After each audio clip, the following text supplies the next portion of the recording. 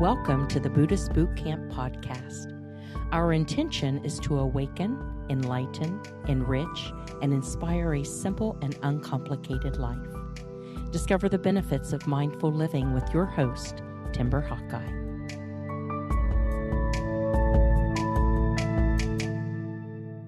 I recently met a lovely elderly Buddhist nun who experienced discrimination in Buddhism throughout her life for being a woman, so she is in the process of opening a peace center for women.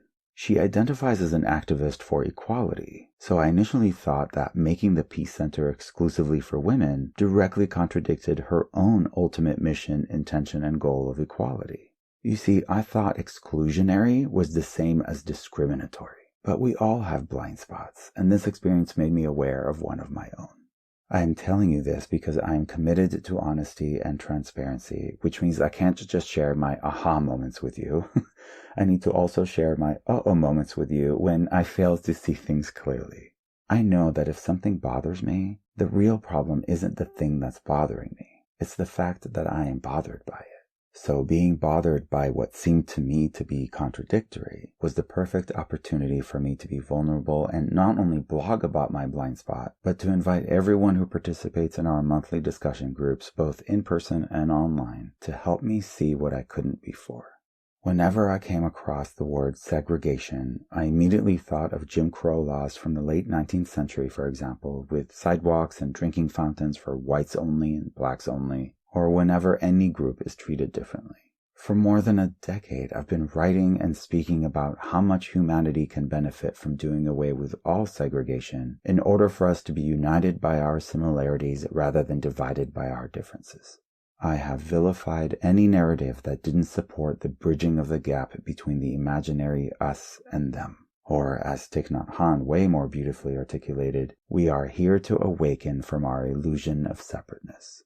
Personally marginalized and part of multiple minority groups has always been isolating, but despite wanting to feel like I fit in or belong somewhere, joining a clique felt wrong and counterintuitive to celebrating diversity. You probably won't agree with most or any of these examples, but remember, I thought exclusionary was the same as discriminatory. So I resented everything from restaurants with a dress code to a separate security line at airports allowing those who can afford a special pass to cut in line.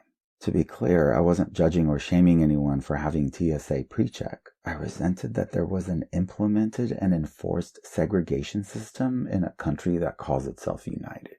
My grievances weren't with the people, but with the system itself. And it was also triggered by the existence of sororities, fraternities, or the exclusivity of dance, book, or sports clubs catering to a specific gender, sexual orientation, race, or ethnicity. It all felt as discriminatory as Protestants not being permitted to receive communion in Catholic churches. How is that Christian? I can rant for hours about how much I've been craving integration and inclusivity, yet I didn't see how my own perspective was separatist. My narrow point of view romanticized every place and venue welcoming everyone, but that in itself excludes the option for people to do whatever they want with whomever they choose. How can I envision a utopia in which anything is possible with enough room for everyone, yet demonize a spiritual community, for example, that doesn't welcome people like me, whatever that means? I thought that voluntary separation was not only the same as forced segregation because the end result is still the same, division and a caste system of sorts, but perhaps even worse because it is self-imposed. But if I truly stand for inclusion, then I need to make room in my heart and mind for those who want to practice exclusivity. If I don't, then I will essentially be creating the same divide between us and them that I claimed was wrong for so long. Like I said, we all have blind spots, and I was made aware of this one by what Buddhism calls Kalyana Mitra, a noble friend. A noble friend gently but firmly brings your blind spots into light. If we allow the ones we love to see for us what we cannot see for ourselves, whether it's our own wounds or contradictions, then we mature beyond the ego's perception of who we think we are and finally see ourselves and others as we really are. We are perfect with room for improvement. It's an invitation for each of us to live in alignment with our morals and ethics.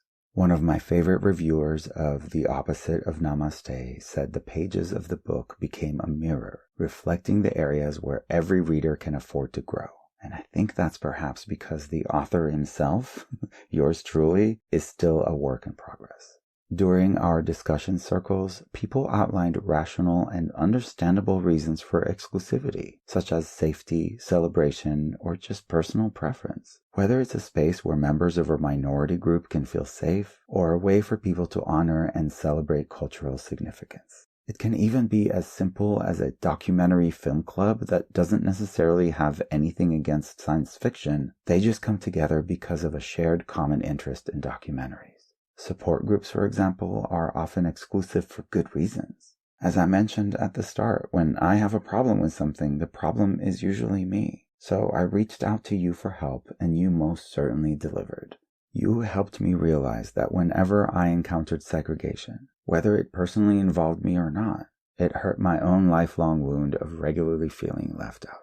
But even our monthly meetings can be considered exclusive in a way because they are only open to monthly supporters. We do this in order to have an automated mailing list specifically for online discussions. I've tried inviting everyone who follows on Facebook, for example, but that's more than 500,000 people at this point, and trying to manage or moderate it was a disaster and far from intimate. So if I can justify that, then I can certainly take a step back and honor a peace center for women only, a car club exclusively for classic automobile enthusiasts, and restaurants that cater for meat eaters, other restaurants that are strictly vegan, and those that offer everything for everyone.